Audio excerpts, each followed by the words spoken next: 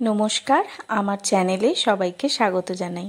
চলে এসেছি আবারও একটা মিনি ব্লগ নিয়ে আপনাদের সাথে শেয়ার করতে।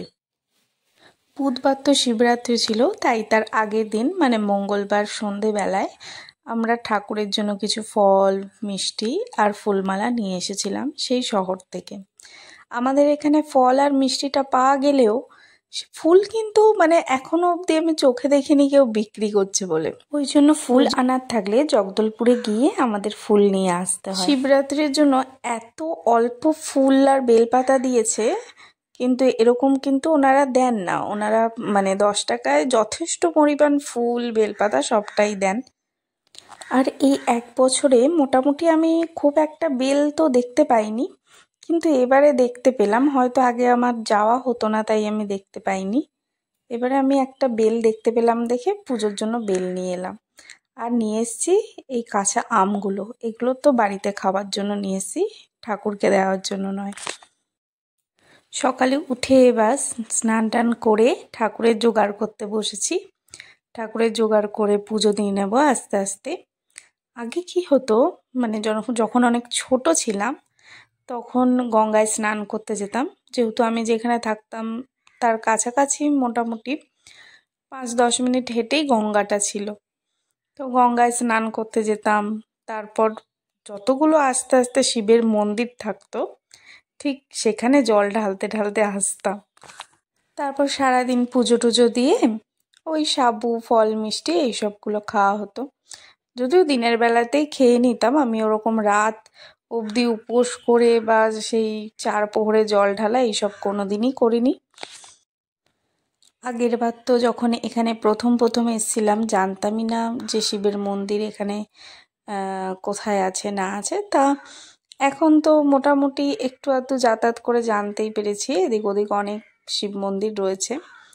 কিন্তু আমাদের বাড়ির থেকে ওই 10 মিনিট মতো গাড়িতে মেন রোডের ওপরে একটা শিবের মন্দির নতুন হয়েছে, তো সেখানেই যাব সন্ধেবেলা জল ঢালতে। আর ঘরে তো এই ঠাকুরকে জল ঢেলে সাজিয়ে গুছিয়ে নিচ্ছি সব ঠাকুরদের একসাথে। আগের ভ্লগে যে দেওয়ারা মন্দিরটা দেখিয়েছিলাম ভিডিওতে, সেখানে যাওয়ার তো খুবই ইচ্ছা ছিল, কিন্তু বরের অফিস থাকার জন্য সকাল সকাল সেখানে যাওয়া হয়ে উঠতো না। মানে রাত হয়ে যেত অনেক, কিন্তু রাত্রিবেলা কি বিকেলবেলাতেও ওখানে যাওয়াটা নিরাপদ বলে মনে হয় না আমার। তবে শুনলাম ভোরবেলা থেকে নাকি প্রচুর লোক ওখানে গেছেন পুজো দিতে। অনেকে যারা ওখানে থাকেন কাছাকাছি তারা প্রত্যেকেই ওই মন্দিরে পুজো দিতে গেছেন। আমার এই ছোট ভিডিওগুলো কেমন লাগছে অবশ্যই আমাকে জানাবেন কমেন্ট করে।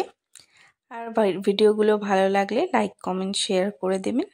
সাবস্ক্রাইব করে আমার পাশে কিন্তু অবশ্যই থাকবেন আপনারা। আপনারা উৎসাহ দিলে আমি কিন্তু আরও বেশি বেশি করে ভিডিও বানাতে উৎসাহী হব।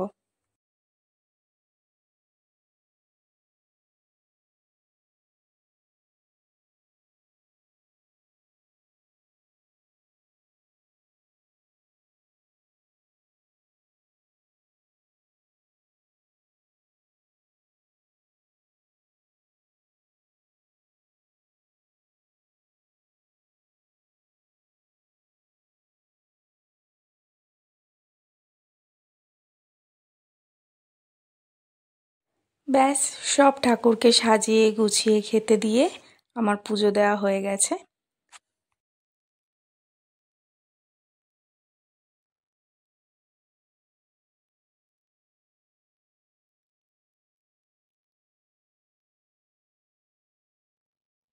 এই যে এবার চলে এসেছি সেই মন্দিরটায় যেটার কথা বলছিলাম। অনেকটা রাত হয়ে গেছে, প্রায় 7, 7:30 তো বাজেই। মানে সবাই পুজো দিয়ে চলে গেছিলো। আর তখন কি হয়েছিল, আমরা যখন গেছি সেই সময় ওনারা শিবকে মানে একদম পরিষ্কার টরিষ্কার করছিলেন মন্দিরটা। এবার আমরা গেছি, বললাম পুজো হবে, বললো হ্যাঁ অসুবিধা নেই, একটু পরিষ্কার করে নিই তারপরে আপনারা দিয়ে দেবেন পুজো। তো ওনারা পুজো টুজো করে নিচ্ছিলেন আর আমরাও একটু পুজো দিয়ে দিয়েছি। রাত্রিবেলা আরতিটা করে তারপর আমরা চলে এসেছিলাম ওখান থেকে। এত সুন্দর করে মন্দিরটা সাজিয়েছিল, বেশ ভালো লাগছিল।